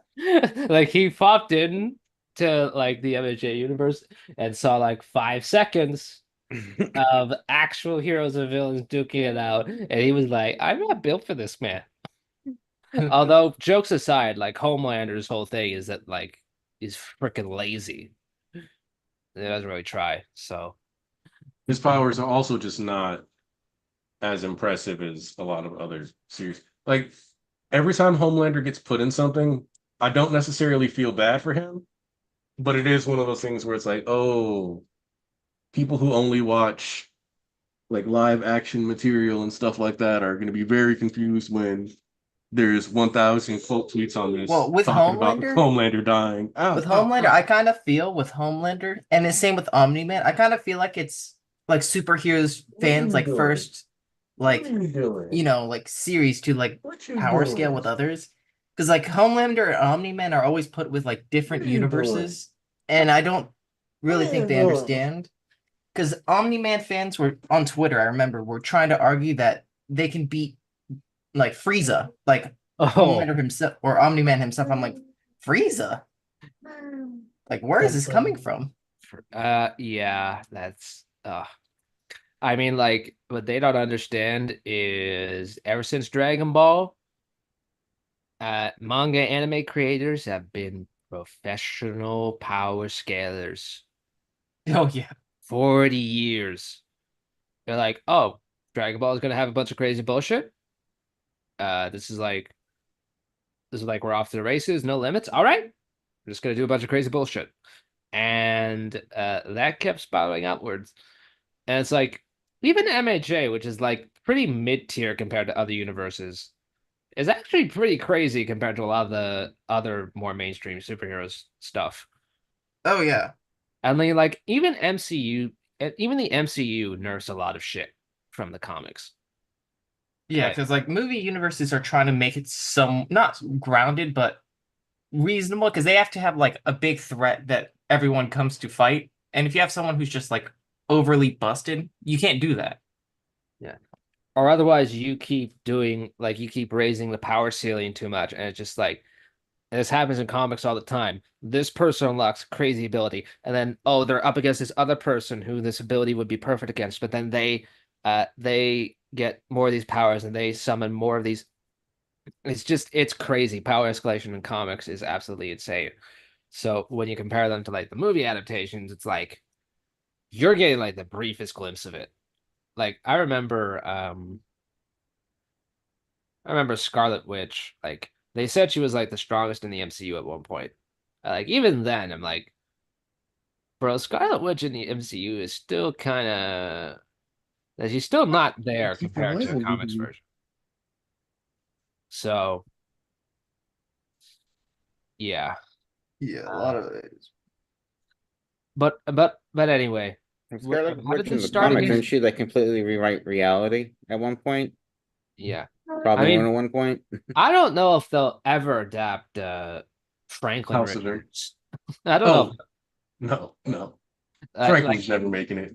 they can if he gets adapted, they're just gonna like strip down what his powers actually are because like Franklin is literally a He next. created universes, didn't he? Franklin Yes. is the answer to Secret Wars. Like, yes, Reed Richards manages to like beat Doctor Doom in philosophy to end Doom World, where like I mentioned before, Johnny Storm was the sun and all that other stuff. Yeah. But the actual solution is carving off pieces of Molecule Man, injecting them into many universes that Franklin creates, and then hurls off to make a proper multiverse. I mean, That's the solution. yeah, like it's all but confirmed that like Franklin is like the actual architect of the Marvel universe. So multiverse. So Like, also, hey, that's Franklin. Reference is not what I was expecting in my chat today.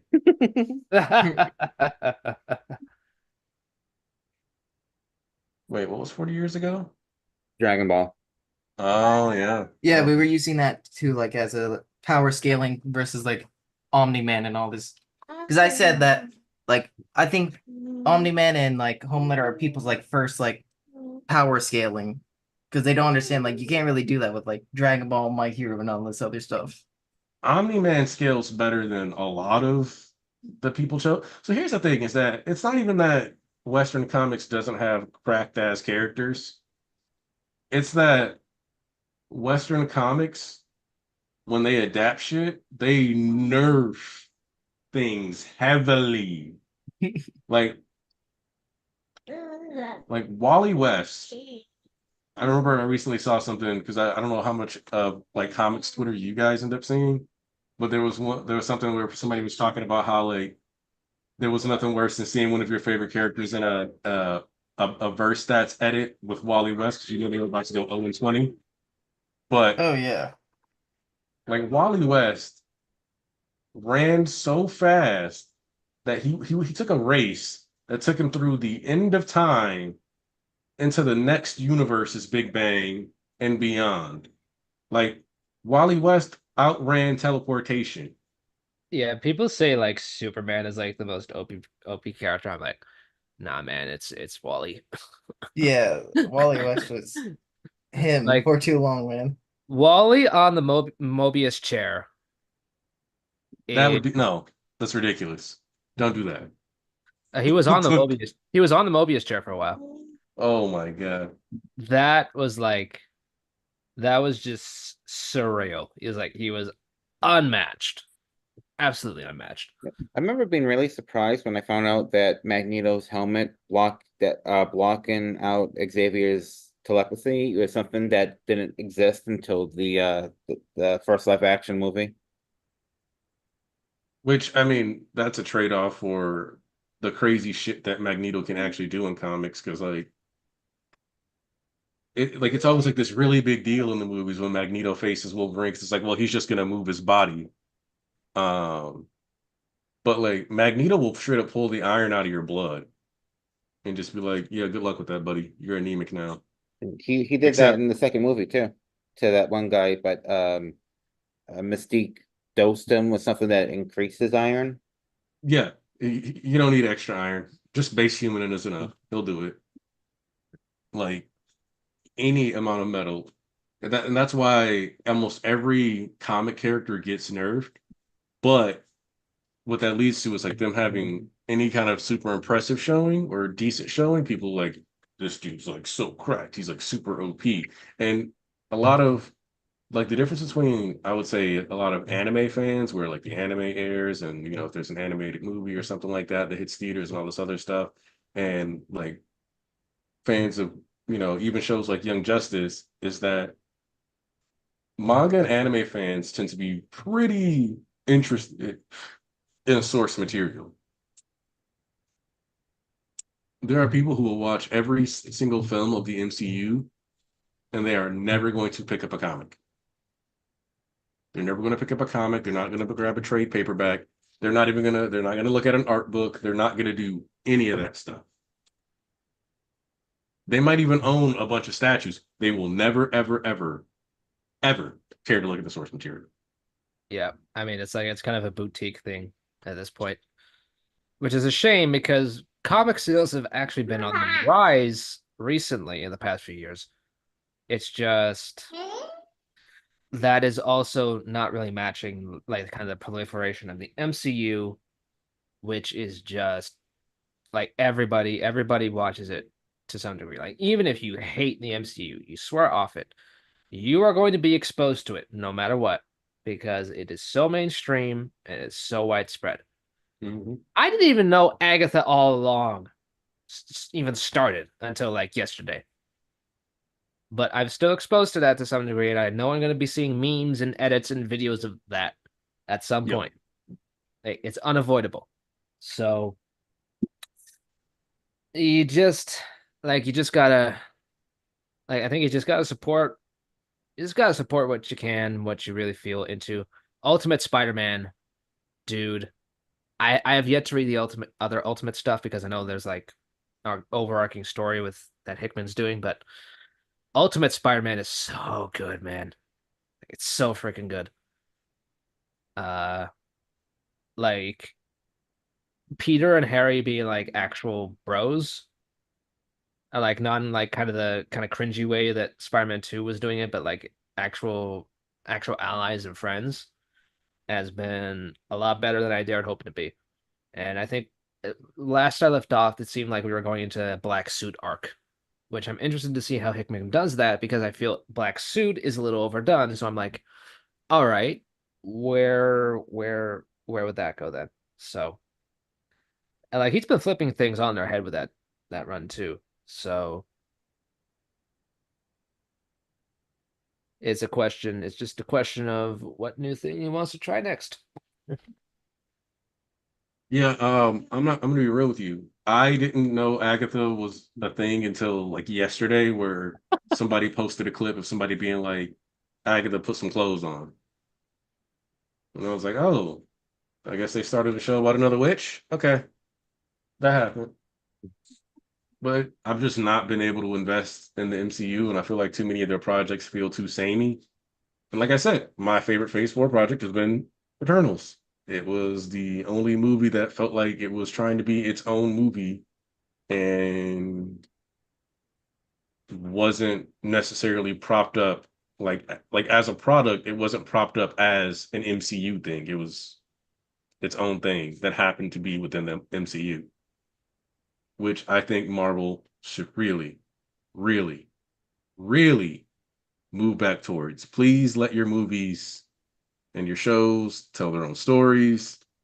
They don't have to be tied into everything that came before it. Like they can be tied together in the sense that you can make sure they don't break continuity, That's essentially what DC is doing now. but they don't have to like Like Wong doesn't have to show up just because it's an MCU movie. Like that doesn't have to happen. Yeah. That's He's why I'm cool. excited for the DCU because that is the direction they're going in, where like there is a larger continuity, but they're all going to be like individual things first and foremost. And they kind of did that in phase one, but also not really because it was still moving towards certain things.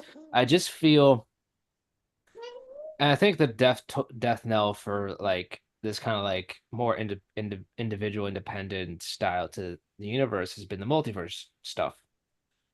Because now everything has to be a variant or an alternate world or a branching reality, world line or whatever.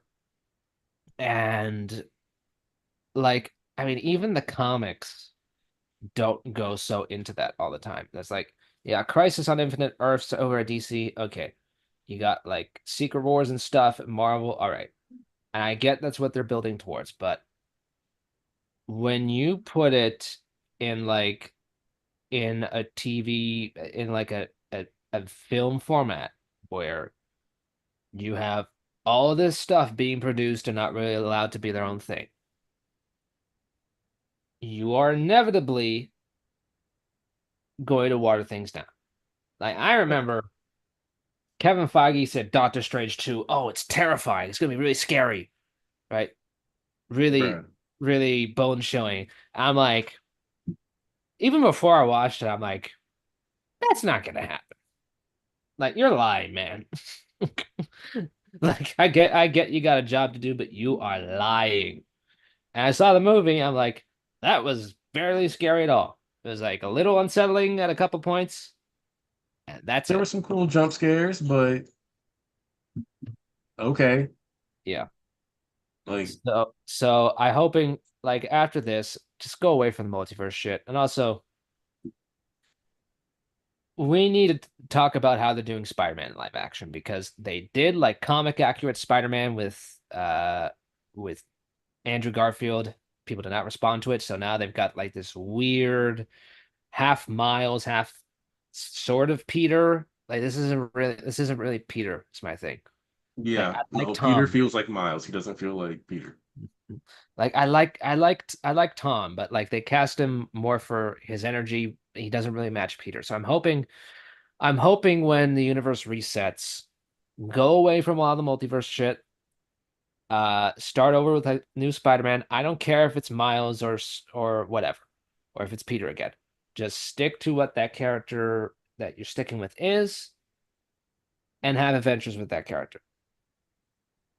But having said that, I'm also concerned about how they do actual Miles in the MCU, not only because they've cribbed a lot from him already for their version of Peter, but because I don't know if they're entirely equipped to deal with it.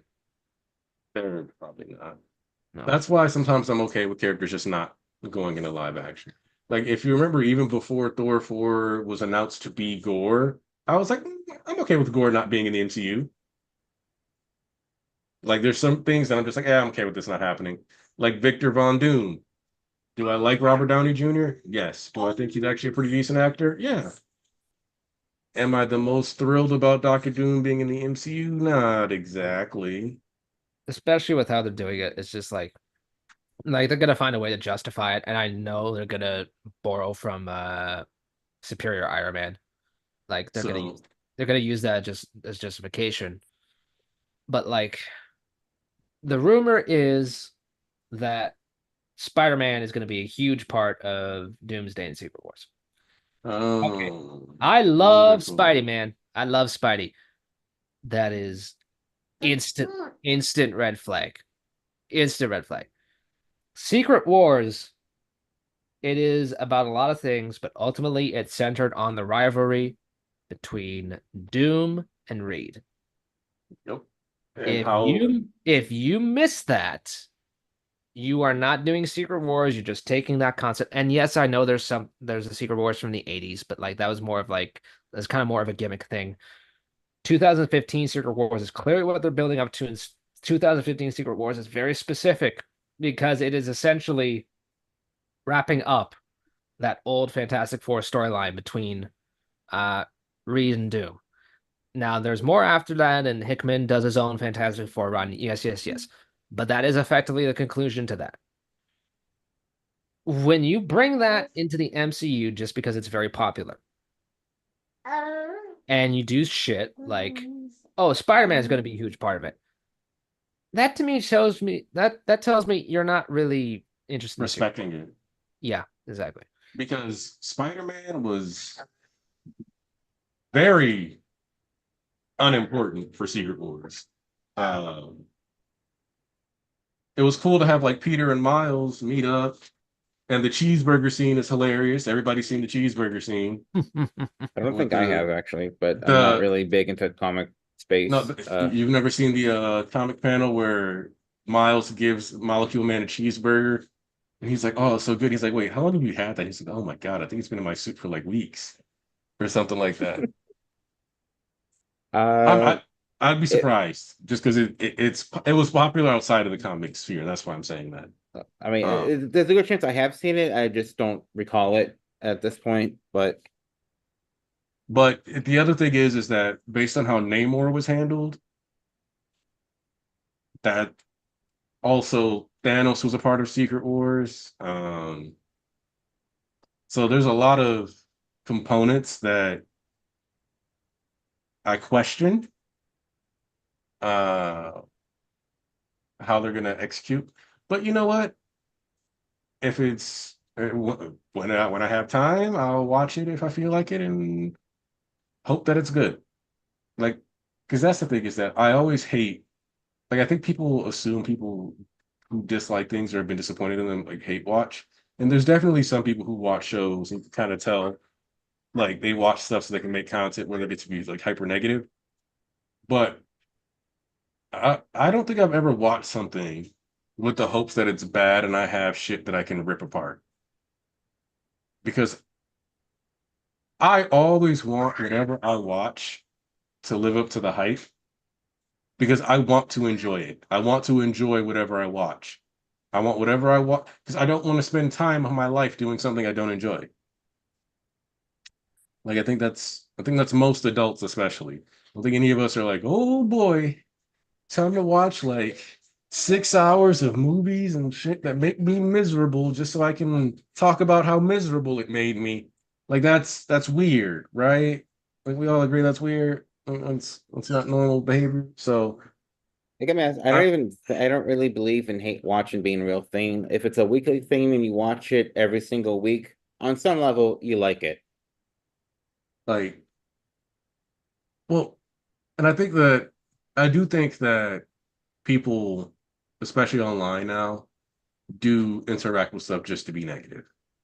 Um, Mostly because like for example, like with weekly manga, weekly shows, whatever the case may be, if for the last 12 chapters your reaction was to read it, come online and talk about how unhappy you are, and somebody says, "Hey, it's been 3 months and you've been just unhappy. Maybe you shouldn't read it anymore. Like it might just not be for you anymore. Or maybe you need to take a break." And you're like, "No, I don't need a break." Blah blah blah. Either you refuse to acknowledge anything good you see in it, which means you're just being negative for content and traction, or you're just like being weirdly stubborn and you want the attention you can get from being negative. And I Yeah. think that's odd. I think we should normalize just dropping shit and moving on with our lives if it makes us unhappy, I especially when it comes to media. yeah, like I think you can keep up with something you dislike, but like if you are feeling so either so demonstrably upset or you feel the need to keep engaging with it, like look, I don't like Zeb Wells' run on Spider-Man. I stopped reading it. That's it. And I stopped engaging with it. But like I see post after post of people raging over it. And I'm like, dude, that's kind of what they're counting on, especially this current editorial regime. So Mhm. like it's really like it gets to a point you just have to you just have to take that step back, you know? Like you don't always have to be in the thick of it. Like even for series you like, you know, Like maybe you benefit from letting that stack for a little while. Focus your energy on something else. Like make sure you still miss it. Like make sure you're still into it instead of like just going through the motions. Because then you get like a better bigger picture of things.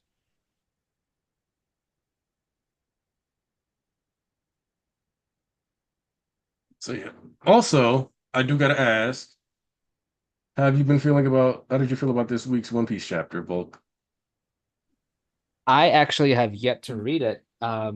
I seen little bits of it. I know they're in, well, last chapter had Nami in a Lego toy set. So that's instantly kind of tell you, well, she's an Elbaf. So Mhm. um I do know Elbaf is going to be our last major arc before final arc. So what I'm hoping for is Usopp development because he's literally teased this for almost 30 years now. Like so well, how was the chapter? Was it like more of the same shenanigans or Well, that whatever that stuff they were drinking very clearly seems to be actually impacting what's going on. oh, Because like the outfits and some other details keep like there's some weird detail inconsistency in the chapter that makes it seem like some hallucinations may in fact be at play. huh. But They got roofied? well, they said like, hey, we're drinking this, but you got to be careful. It can cause hallucinations in the previous chapter. So they were transparent about it at least. It's just Monkey D roofied. Okay, but I had to get that out after you said it. But um, it doesn't because it's like it doesn't seem like the Giants wanted the result that's going on. Because even though Elbaf is like Shanks' territory, it seems like it's supposed to be all friendly for now. Yeah, man. So I'm just curious as far as Elbaf goes. Like, what does he consider a big arc? Is this like gonna be Wano length, Whole Cake Island? Is this more Egghead? I If I'm honest, I have always wanted, like, I know some people are like, oh, I want Elbaf to be like, but like, unless Shanks is here, which it would be too soon for Luffy and Shanks to have a battle, in my opinion. Um, like, I guess it could happen. He's technically taken down two of the Yonko already, but I am partial to this primarily being a Zoe style arc where we're gonna get a lot of lore, maybe some cool moments for some characters or whatever, but primarily I think it needs to be centered around trying to get more pieces in place for the final stuff, which I'm sure some people won't like because they don't want like a setup arc for it necessarily, but that's just kind of where I'm at. I don't necessarily need Usopp to prove he's the greatest ever, blah blah blah. Just give me something. Work with me. Give me something to look forward to and like learn about, etc. Yeah. Okay, I'm So reading it right now. Hmm. All right, this is strange. They're like a bunch of animals and shit. Hmm. I'm hoping honestly, I always felt like Elbaf should be like 30 chapters, but I wouldn't mind something double that length as like kind of a middle ground where it's comparable to Egghead. I think that would I think that could please everybody. Like it's of a decent length, especially like okay, I say that, but like 60 chapters for most manga is really long. But for One Piece, it's kind of a less than standard arc. Um, mhm. but I also don't know if I want to just be stuck here in another type of Wano arc when things are moving with the world government and Emu is making his moves, the rebel army are making their moves. I feel we'd be better served just kind of getting what we need to know, getting Usopp development, and then launching into like our 4 or 5 year final arc. So That's where I'm standing right now. Yeah. I I like Egghead more than a lot of people did. I just want to feel like the story is consistent and that we're gonna make some progress here. Because I feel like we can't really justify, too much sitting on our hands and playing in the story at this juncture. Like it's gotta be the real shit now. So we gotta we gotta make sure we're actually dealing with some real shit here and actually making sense. So Speaking of Egghead, I just found out yesterday that some of that arc has been dubbed finally. oh, Uh,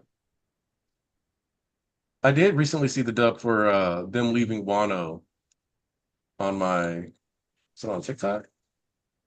So I know that they had already dubbed the exit to Wano from Wano. So I guess that yeah, does make sense. It's weird to think that like the dub is finally caught up or is catching up. yeah. I saw like some people suggest that maybe they should start, being like 1 or 2 weeks behind instead of however they've been doing it if they're that close. Like I'm not really sure because like my forays into One Piece have been spotty at best. So it's Mhm. but because I know like they made the start of Egghead try to kind of new viewer friendly because I guess they were trying to get people who got into the series through the live action. Uh, so it's like I'm interested in it, but I'm just like in the manga, I'm still at Arlong Park. That's how far back I am. So Also, I figure we've been going for about 2 hours, so we can start wrapping.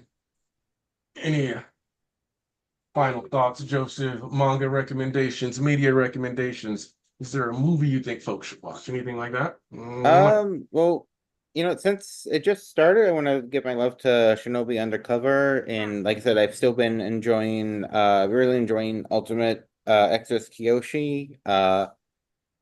Kagurabachi is like the first new series that I've really liked has actually stuck around, so I'm so happy about that. Um, haven't really I don't even think I've been to the movies out at all this year, so I really know like there are plenty of movies I want to see, I just haven't had the opportunity to. Working 2:30 to 11 and not getting home to around midnight kind of makes you tired. So, but yeah, that's really all I have. So, it was great doing this again. I miss this. I miss doing this sort of thing a lot. All right. Coyote, you got anything you want to say? Shoot. I guess if I were to recommend anything, I guess one thing I watched recently that I kind of liked was 8686. It was kind of confusing for me just because it does a lot of time jumps, but I think it's one of those animes that is interesting enough to follow if you're into mecha, because I think that's what it is. It's like a mecha anime that deals with war and like politics within the society. So if you're into that type of stuff, I definitely recommend 8686. It's very fun. And as for upcoming stuff, Dragon Ball Daima, that's Toriyama's last project, man. We gotta watch that as a collective for Dragon Ball fans. It's gonna be very interesting to watch. Apparently, it's in its lore building bag, so I'm all about that. And then the last thing, I don't know anything about it because I haven't seen it yet, is Transformers 1. All my friends have been telling me it's a 9 out of 10. So shoot, man. As a Transformers fan, I'm really happy because this is the first time in Transformers, like not media per se, but live action and big screen wise, that we'll ever see the origin of Optimus Prime and the Transformers. So I'm really excited about that, and I hope it does well, especially because it's getting all these good reviews. So that's all I can really say. Yeah, if that's all really, I'm gonna be doing manga content on my channel. So if you're into Dragon Ball, go ahead and check that shit out. That channel that got deleted before it posted.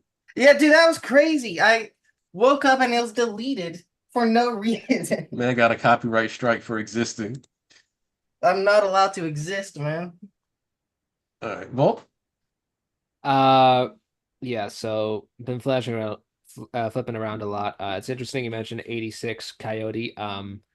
The anime doesn't really get to these parts, but it's more romance series first and foremost. Like they lead with the action, but overall, I'd say it's like Yeah, it's more like character building, yeah, romance, and then like war is war. like a Mhm. subside.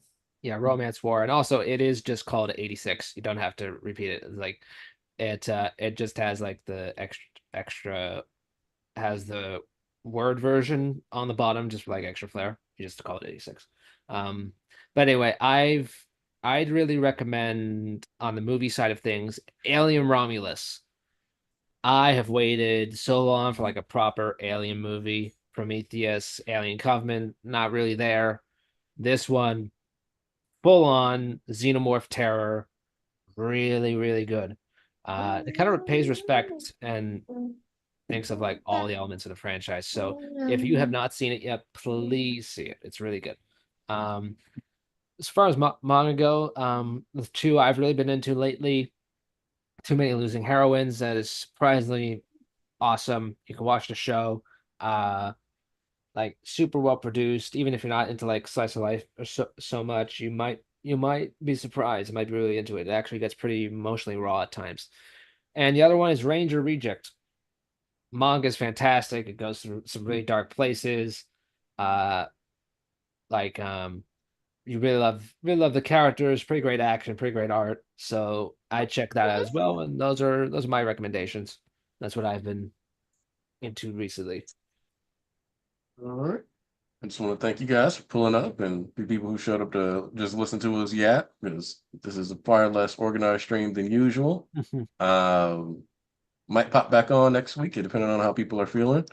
Um, we're gonna do some more reading. I'd say just check out some of the stuff you haven't checked. See if you can find anything old you want to read, or check out. I think Ichi the Witch might have some staying power. If you want to hop on that right away.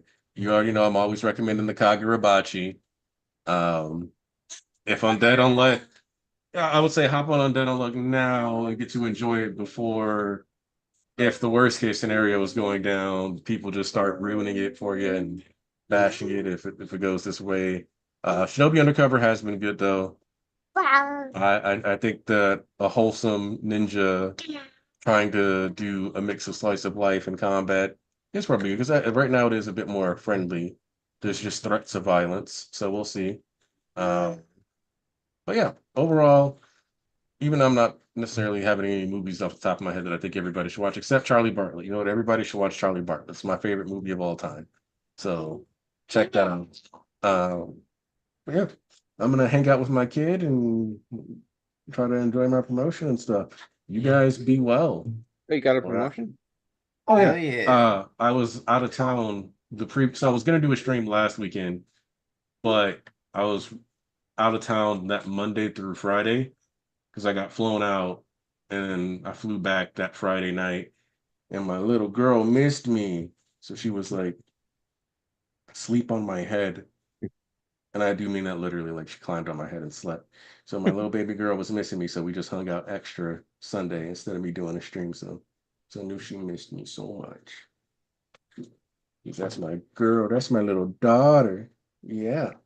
So yeah. Um, but yeah, thanks for everybody that came through.